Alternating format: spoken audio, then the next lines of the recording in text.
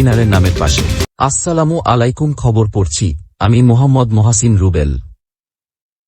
এতক্ষণ আপনারা সংবাদ শিরোনাম শুনলেন, এখন বিস্তারিত। ঈদের ছুটি শেষে কর্মস্থল ঢাকায় ফিরে ছুরিকাঘাতে পুলিশ কনস্টেবল মনিরুজ্জামান তালুকদারের মৃত্যুর ঘটনায় 4 ছিনতাইকারীকে গ্রেপ্তার করেছে পুলিশ। রাজধানীতে শনিবার রাত থেকে ভোর পর্যন্ত অভিযান চালিয়ে তাদের গ্রেপ্তারের কথা জানান ঢাকা মহানগর গোয়েন্দা তেজগাঁও বিভাগের পুলিশের উপকমিশনার মোহাম্মদ গোলাম সবুর। ছিনতাইকারীদের পরিচয় প্রকাশ না করে ক্রাইম নিউজ অনলাইনকে তিনি বলেন, গ্রেপ্তারদের একজন সরাসরি হত্যাকাণ্ডের সঙ্গে জড়িত থাকার কথা স্বীকার করেছেন। অন্যরা এর সঙ্গে জড়িত কিনা তদন্ত করে দেখা হচ্ছে। ছিনতাইকে কেন্দ্র করে মনিরুজ্জামানকে ছুরিকাঘাত করা হয় জানিয়ে উপকমিশনার বলেন, এই ঘটনার সঙ্গে ৩-৪ জন জড়িত ছিলেন, যারা সকলেই ছিনতাইকারী। মনিরুজ্জামান 40, তেজগাঁও ট্রাফিক বিভাগে কর্মরত ছিলেন। তার গ্রামের বাড়ি শেরপুরে। কোরবানির ঈদের ছুটি শেষে শনিবার ঢাকায় ফিরে কর্মস্থলে যাওয়ার সময় ফার্মগেট এলাকায় ছুরিকাঘাতের শিকার হন। পুলিশের তেজগাঁও বিভাগের উপপুলিশ কমিশনার HM আজিমুল হক জানান, ফার্মগেট দিয়ে মোহাম্মদপুরে তেজগাঁও ট্রাফিক অফিসে যাওয়ার সময় সেজান পয়েন্টের সামনে তাকে ছুরিকাঘাত করা হয়েছিল। ঘটনার সময় মনিরুজ্জামান সাধারণ পোশাকে ছিলেন। গুরুতর আহত হয়ে রাস্তায় পড়েছিলেন তিনি। পরে জাতীয় জরুরি সেবার নম্বর 999 এ ফোন পেয়ে পুলিশ গিয়ে উদ্ধার করে হাসপাতালে নিলে চিকিৎসক তাকে মৃত ঘোষণা করেন। গ্রেপ্তারদের পরিচয় বা তাদের ব্যাপারে কোনো তথ্য দিতে অপারগতা প্রকাশ করে উপকমিশনার মোহাম্মদ গোলাম সবুর জানান, এ ঘটনায় জড়িত অন্যদেরও গ্রেপ্তারের চেষ্টা চলছে। হত্যাকাণ্ডের ঘটনার পর পুলিশ সদস্য মনিরুজ্জামানের ময়নাতদন্ত শনিবার বিকালেই সম্পন্ন হয়। পরে স্বজনরা তার লাশ গ্রামের বাড়ি শেরপুরের শ্রীবর্দীর করুয়ায় নিয়ে যান। এদিকে মনিরুজ্জামান খুন হওয়ার ঘটনায় দায়িত্ব পালনে অবহেলার অভিযোগে তেজগাঁও থানার SI মাসুদুর রহমানকে সাময়িক বরখাস্ত করা হয়েছে। তিনি শুক্রবার রাত 8টা থেকে শনিবার সকাল 8টা পর্যন্ত ওই এলাকায় টহল ডিউটিতে ছিলেন বলে তেজগাঁও থানার এক কর্মকর্তা জানিয়েছেন। বাংলাদেশের মানুষের ভাগ্য পরিবর্তনের যে কাজ বঙ্গবন্ধু শেখ মুজিবুর রহমান শুরু করেছিলেন, তার মেয়ে হয়ে সেটি সম্পন্ন করাই লক্ষ্য বলে জানিয়েছেন আওয়ামী লীগ সভাপতি ও প্রধানমন্ত্রী শেখ হাসিনা। তিনি বলেছেন, বাংলাদেশের মানুষের ভাগ্য পরিবর্তন করা এটাই আমাদের লক্ষ্য। আমার বাবা যে কাজটা শুরু করেছিলেন সেটা সম্পন্ন করা। রোববার গোপালগঞ্জের টুঙ্গিপাড়ায় দলীয় কার্যালয়ে স্থানীয় আওয়ামী লীগ ও সহযোগী সংগঠনের নেতাকর্মী, জনপ্রতিনিধি ও সাধারণ জনগণের সঙ্গে ঈদুল আজহার শুভেচ্ছা বিনিময় করেন শেখ হাসিনা।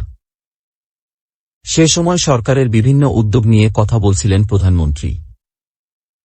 সরকারের নেওয়া বিভিন্ন কর্মসূচির কথা তুলে ধরে তিনি বলেন, আমার বাড়ি, আমার খামার, কমিউনিটি ক্লিনিক, ডিজিটাল বাংলাদেশ, এখন আমার গ্রাম, আমার শহর, সামাজিক নিরাপত্তা সহ বিভিন্ন কর্মসূচির মাধ্যমে আমরা দেশ পরিচালনা করেছি।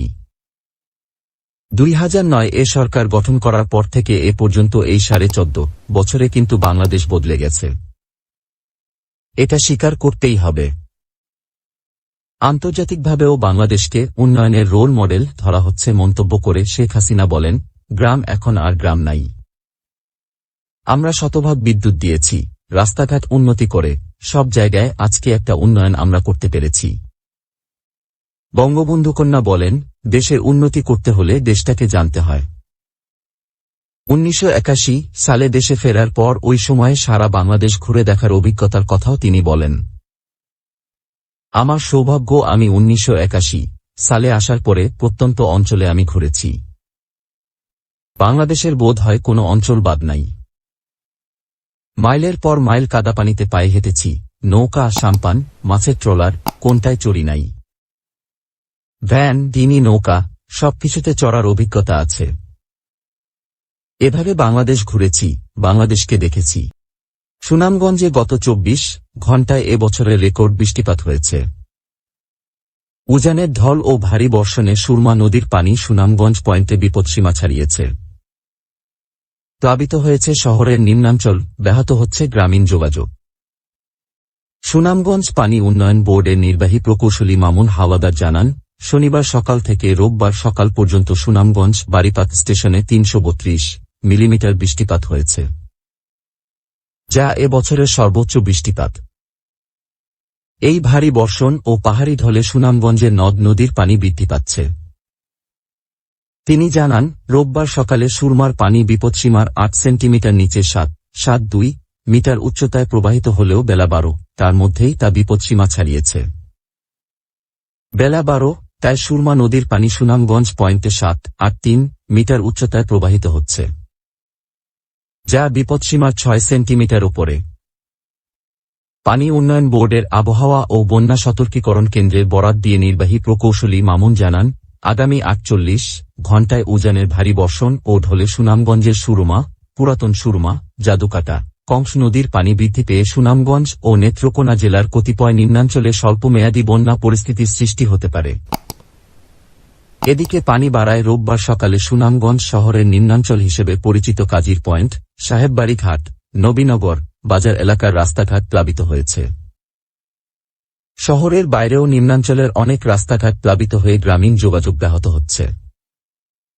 এতে দুর্ভোগে পড়েছেন সাধারণ মানুষ। বন্যা পরিস্থিতি পর্যবেক্ষণে সুনামগঞ্জ জেলা প্রশাসকের কার্যালয়ে দুর্যোগ ব্যবস্থাপনা কমিটির সভা অনুষ্ঠিত হয়েছে বলে জানিয়েছেন জেলা ত্রাণ ও পুনর্বাসন কর্মকর্তা মোহাম্মদ শফিকুল ইসলাম। তিনি জানান, মন্ত্রণালয়ে বন্যা পরিস্থিতি ও পর্যবেক্ষণের আপডেট দেওয়া হবে। তবে বন্যা পরিস্থিতির সৃষ্টি হলে মোকাবেলার প্রস্তুতি রয়েছে। লক্ষ্মীপুরের মজু চৌধুরীর হাট থেকে ১০ কেজি গাঁজাসহ একজনকে গ্রেপ্তার করা হয়েছে, যাকে মাদক ব্যবসায়ী বলছে পুলিশ। শনিবার রাত ১০টার দিকে মজু চৌধুরীর হাট কোস্ট গার্ড ও সদর থানা পুলিশের যৌথ অভিযানে তাকে গ্রেপ্তার করা হয় বলে জানান সদর থানার পুলিশ পরিদর্শক তদন্ত মোহাম্মদ নিজাম উদ্দিন ভুইয়া। গ্রেপ্তার মাইন উদ্দিন পাবেল, ২৮, সদর উপজেলার চররমণি মোহন ইউনিয়নের মধ্য চররমণি মোহন গ্রামের ৭ নম্বর ওয়ার্ডের গিয়াস উদ্দিনের ছেলে। কোস্টগার্ড ও পুলিশ জানায়, জসিম নামের আরেক মাদক ব্যবসায়ীকে নিয়ে ১০ কেজি গাঁজাসহ পাবেল জেলা শহরের উত্তর তেমোহনী এলাকা থেকে মোটরসাইকেলে করে মজু চৌধুরীর হাট লঞ্চঘাটে আসে। এমন সংবাদ পেয়ে কোস্টগার্ড ও পুলিশ যৌথ অভিযান চালিয়ে তাকে গাঁজাসহ গ্রেপ্তার করে। এ সময় আইনশৃঙ্খলা বাহিনীর উপস্থিতি টের পেয়ে জসিম পালিয়ে যায়। প্রাথমিক জিজ্ঞাসাবাদে জব্দকৃত গাঁজাগুলো নৌপথে ভোলার দিকে পাচার করা হচ্ছিল বলে জানা গেছে। পরিদর্শক তদন্ত নিজাম উদ্দিন ভুইয়া বলেন, এ বিষয়ে থানায় মাদকদ্রব্য নিয়ন্ত্রণ আইনে মামলা দায়েরের প্রস্তুতি চলছে। পালিয়ে যাওয়া জসিমকেও আসামি করা হবে বলে জানান তিনি। বিশ্বকাপ বাছাই পর্বের ম্যাচে আইসিসির আচরণবিধি ভঙ্গ করায় শাস্তি পেয়েছেন ভানিন্দু হাসরাঙ্গা। আনুষ্ঠানিকভাবে তিরস্কার করা হয়েছে শ্রীলঙ্কার এই লেগ স্পিনারকে। নেদারল্যান্ডসের বিপক্ষে সুপার 6-এ গত শুক্রবারের ম্যাচে ওই কাণ্ড ঘটান হাসরাঙ্গা। ম্যাচে তার দল জেতে ২১ রানে। বল হাতে ২ উইকেট নেওয়া হাসরাঙ্গা ব্যাটিংয়ে করেন ২১ বলে ২০। আউট হয়ে ফেরার পথে মেজাজ হারান তিনি। আক্রমণাত্মক ভঙ্গিতে ব্যাট দিয়ে বাউন্ডারি স্কার্টিংয়ে আঘাত করে বসেন। শাস্তি পেলেন ওই ঘটনার জন্যই। তিরস্কারের সঙ্গে হাসরাঙ্গার নামের পাশে যুক্ত হয়েছে একটি ডিমেরিট পয়েন্ট। ২৪ মাসের মধ্যে যা তার দ্বিতীয়। ম্যাচ রেফারি শহীদ ওয়াদভাল্লার কাছে নিজের ভুল স্বীকার করে নেন হাসরাঙ্গা।